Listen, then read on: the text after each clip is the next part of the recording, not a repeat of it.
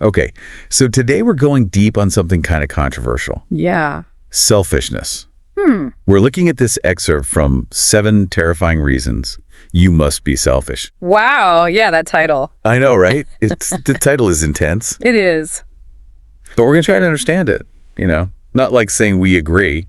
Right, of course. Just trying to get what they're saying. Exactly. It's interesting, though, isn't it? Like they're trying to flip the script, Yeah. make selfishness a good thing. Like a survival tactic almost. Yeah, in this world that can feel kind of uncaring sometimes. Yeah, totally. Like everyone's out for themselves, so you got to be too. Right. And they make some pretty bold statements. Yeah, like sacrifice will leave you broken and alone. Ooh, that's heavy. It is, but I could see how some people would relate. Oh, absolutely. People who've been burned out, given too much. Taken advantage of, Exactly. That fear of ending up empty. used up, and no one even notices. Yeah, and unappreciated. There's another one.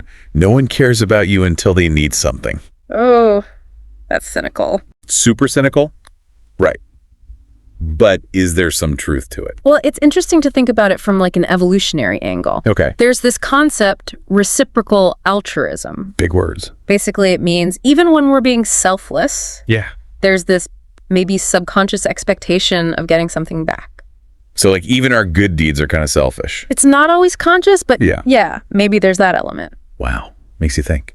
It does. And this source takes it even further with the world respects the ruthless. It's that whole winner takes all idea. Yeah, like the people at the top, they're all ruthless. But does that really equal success? Right. What about happiness? Exactly. Yeah. And they give these examples like the selfless mom who's forgotten. Yeah, the hardworking employee who's never recognized. It's sad, right? Makes you think. But is it always like that? Don't some people manage to be caring and successful? Of course.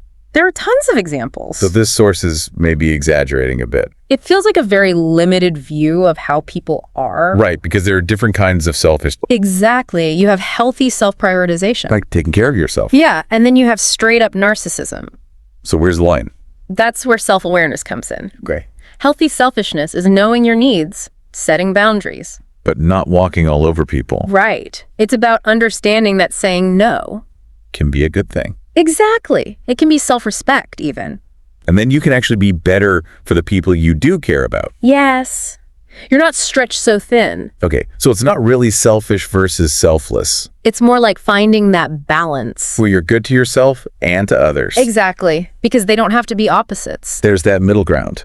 Right. And actually studies show that real happiness Yeah. often comes from feeling connected. To others. Yeah. And like you're contributing to something bigger than yourself. So it's not just about me.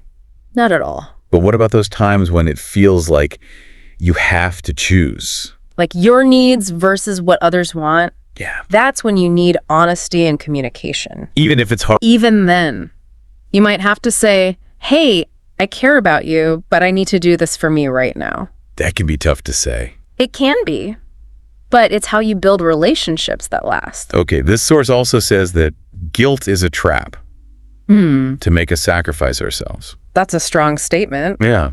But don't we all feel guilty sometimes? Of course. Guilt is a powerful emotion. It can really make you do things. It can, but you have to figure out where it's coming from. Like, is it real empathy? Or just pressure from outside. Are you helping because you truly want to? Or just to avoid feeling bad. I think I've done that. Then what? Said yes to things I didn't want to do just because I felt guilty. I think we all have. It's so common. But doing that all the time can't be good. No, it can lead to resentment burnout. So how do you know when to say yes and when to say no? It's not always easy. It's like this constant balancing act. Between taking care of yourself? And being there for others. It's a dance. It is. And some days it feels more like a tug of war. But you get better at it over time. You do. You start to understand your own needs better. And how to communicate them. Exactly. So this whole selfishness thing, it's complicated. Very. It's not black and white.